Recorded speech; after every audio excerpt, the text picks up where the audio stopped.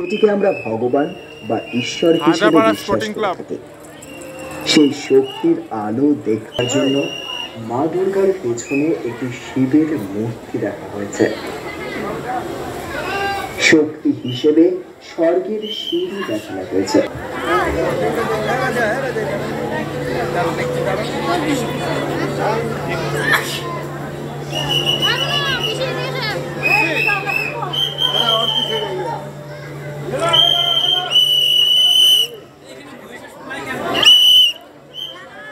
স্বপ্ন রাজ্য, স্বপ্নপুরী কিংবা কল্পলোক,